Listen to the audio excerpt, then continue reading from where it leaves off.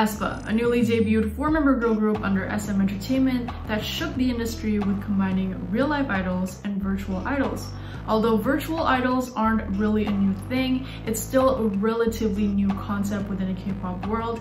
Now, will this be a new norm within the 4th generation K-pop in the upcoming future, or is it still too early to introduce such concept that aespa is bringing us?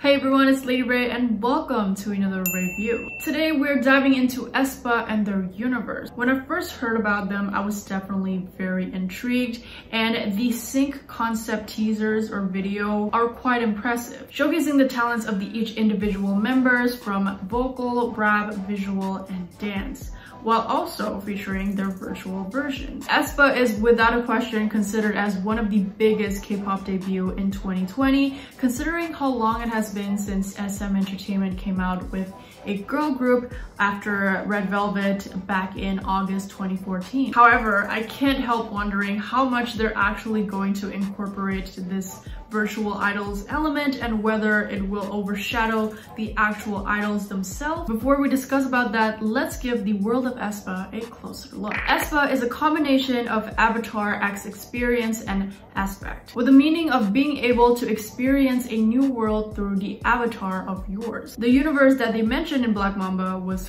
Kwangya. Kwangya means wild field in Korean. It's supposedly this place where all of the AE or AI, virtual people live within the aespa universe, or in this case, probably the whole SM universe, with having the AEs not being able to link with them due to evil and dark interruption. They have to find ways to join forces and defeat the Black Mamba. At least that's what I'm getting from the music video. So far, there is no in-depth official information regarding the narrative of the story of aespa. We do know that SM Entertainment is currently incorporating this SM universe concept, similar to something that Marvel is doing, the Marvel Cinematic Universe, where in SM's case, you have all of the music videos of their artists linking to one another. We've seen teasers incorporated in different music videos already. aespa in particular was first teased in the Super M music video with their logo. And in aespa's MV, we have Boa in the end teasing her next latest comeback. I think it adds an interesting touch within the music video, just another little add-on that we get to interact with the artist, and it's kind of a cliffhanger, but we also somehow get an idea of who is possibly coming back next. Now let's look at the members of aespa. Karina is the oldest and the leader of the group. She is Korean, born in 2000. She appeared in the MV and live stages of Taemin's Wand era, as well as with Kai dancing on Hyundai X SM's virtual showcase. She has been in trainee under SM for 4 years. I personally loved her teaser. As you guys know, I'm a sucker for a good dancer or a cool choreography, and the AE was a really cool addition. She have another dark concept scene for Black Mamba featuring the Korean supermodel Jung Yoon-ju. It seems like she's supposed to be possessed or controlled by the snake goddess. Giselle is the main rapper of the group. She is half Japanese and half Korean, born in 2000 with a very short training duration of 11 months as a SM trainee.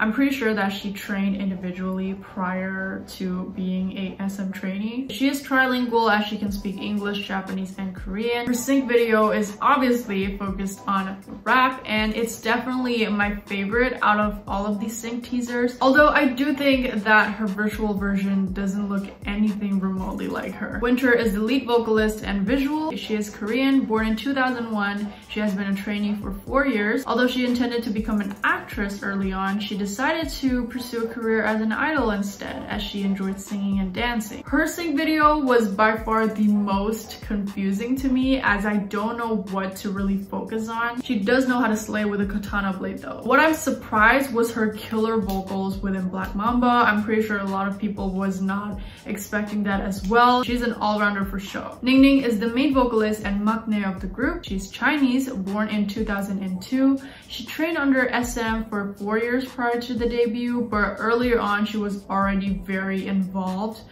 within the youth music scene in China. Obviously, her sync video focused on her vocal talent and she killed the notes. No doubt she is a powerful singer, and her parts during the Black Mamba was the most memorable for me. Now that we know a little bit about the members, here are some notable achievements after their debut. Even though they only debuted for like, what, less than a month?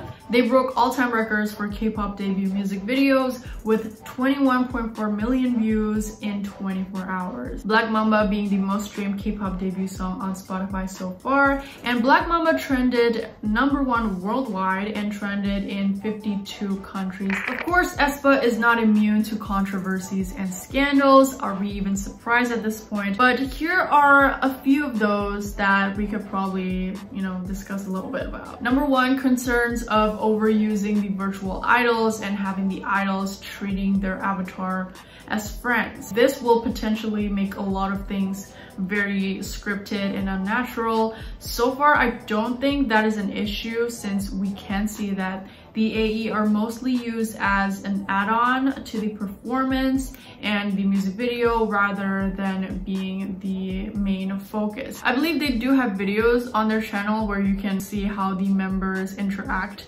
with one another. Oh no, winter! Why? Colorful. We're concept. I personally don't see anything that's potentially very unnatural or uncomfortable. #2 is being compared to KDA and similarities of concept within the debut music video. It's mostly the subway scene and the vibrant techno colors. I personally don't think there's anything that's potentially plagiarism. It's two very different songs with two very different stories. #3, being compared to Blackpink and fandom toxicity. Unfortunately, there are people who are hating on aespa because of Blackpink or vice versa. I don't know what to comment on this because it just doesn't make sense at all. So let's just move on. #4, Ningning getting hate from K-netizen as her bio in the Korean wiki page was changed to absurd information such as writing her parents' status as dead and her weight in astronomical numbers. This is just purely immature and a dumbass person who is trying to gain some attention out of this. Next, #5, Giselle's controversy. Apparently, someone was accusing her of being a thug and a bully, goes to party, drink, smoke. SM Entertainment claims that these are false and will be taking legal actions towards these malicious rumors. #6 is Karina being accused of insulting various idols such as BTS, NCT, EXO prior to her debut, leading to many fans don't want her to be debuted with aespa. SM Entertainment then made a statement saying that these are basically false information and fabricated rumors. If that's true, I don't know how anyone have the balls to insult their senpai, who is very well known in the industry and knowing very well that he or she might get shit from it in the future if shit gone loose. But hey, SM said that it was nothing, it's not true, so I guess that's end of that controversy as well. So according to SM Entertainment, the whole idea of introducing this virtual idol concept is to have the fans being able to interact with their idols through this virtual versions. Idols can't physically visit every single fans out there, but with this medium, it just opens to a lot of new doors and a lot of newer concept and interaction that could never happen before. And I must say that the concept of aespa is quite futuristic, and I do think it has its significance in the future, and especially with the Rona and the pandemic situation right now. It's really just another extra medium that we get to experiment with. So according to SM Entertainment, they will be releasing an app called Sync. The goal is to allow fans to interact with the virtual idols through this app. Now this reminds me of the recent Blackpink and Zepeto collaboration, so that's what I'm imagining the app would be like. Maybe with some games. I do love me some rhythm games though. There were instances of K-pop idols going virtual before. Oh my god, what the fuck? I'm really sorry. I don't know who the fuck is whistling out there. It might be just like a random bird or something. There were instances of K-pop idols going virtual before, you know, like with live virtual concerts, but it was definitely not a common practice, not like today where everything is basically, you know, forced to be virtual. It's better to have concerts and like live shows to be streamed online for safety reasons. I do think that the debut of aespa is incredibly significant for the fourth generation of K-pop. Therefore, I'm definitely excited to see what they're going to bring in the future and to see how this virtual, well, half virtual concept is going to play out. And I guess I'm gonna pass that question on to you. What do you think the future of aespa is going to look like? Let me know down in the comments below. And that is all I have for you in this review. Hope you've enjoyed this video so far. If you have, consider leaving a like and subscribe down below, hit the bell, and help me dominate the YouTube algorithm. You can also check my Ko-fi link down below, and any of your help is greatly appreciated. Thank you so much for watching, and I'll see you in the next video. Bye!